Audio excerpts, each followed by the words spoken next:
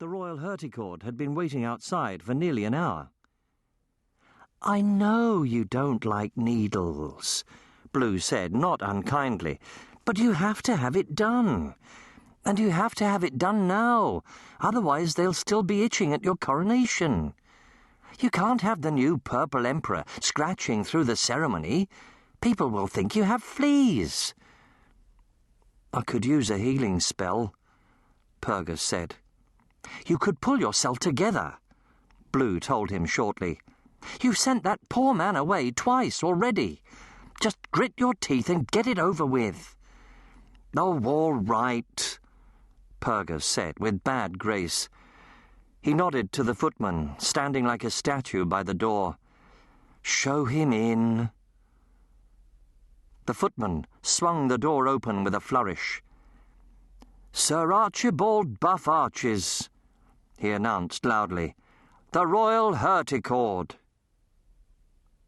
The man who strode in reminded Blue a little of her old enemy, Jasper Chalkill. He was overweight and had a taste for extravagant clothing.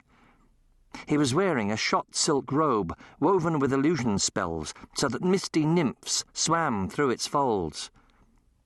But that's where the resemblance ended.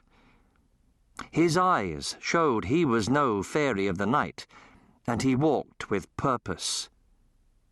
Two wiry helpers manoeuvred in a trolley spread with multicoloured pots, several bottles, and a tray that displayed Pyrgus's dreaded needles. The herticord bowed formally to Pyrgus. "Your Imperial Majesty," he acknowledged. He turned to Blue and made a lesser bow. "Your Serene Highness." She noticed he had very delicate hands. They were rather beautiful. "My brother's ready for you," Blue said quickly, before Pyrgus could change his mind. Pyrgus gave her a dirty look, but had obviously decided to go through with it. He turned to Buff Arches with exaggerated dignity. "I'm in your hands, herticord. Let's get it over with." The two helpers were busying themselves opening jars and bottles and laying out a range of gleaming instruments beside the needles. Blue saw Pyrgus turn a little green. The trolley looked as if they were preparing for major surgery. "I expect His Majesty would like to know his options," Buff Arches said briskly. Pyrgus stared at him, and Blue's instincts told her that if her brother was going to chicken out at all, this would be the moment. But all he said was, "Options? Yes, I'd like to know my options." "Traditionally," said Buff Arches, "the tattoos are done without anaesthetic or magical intervention of any sort, save for a small transfusion, should royal blood loss exceed 2 pints in any single hour." "Blood loss?" Pyrgus squeaked. 2 pints an hour?" "No, it seldom reaches anything approaching that amount," Buff Arches said easily, "unless, of course, one happens to sever an artery when preparing the royal transposition." "The royal transposition?" Pyrgus echoed. Blue moved nonchalantly a little closer, in case he fainted.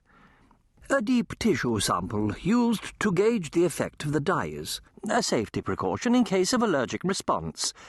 I tattoo the sample first, with a picture of a bee. Then, if there's no reaction, we proceed with the formal illustration of Your Majesty's body. The tissue sample is normally taken from the royal buttocks."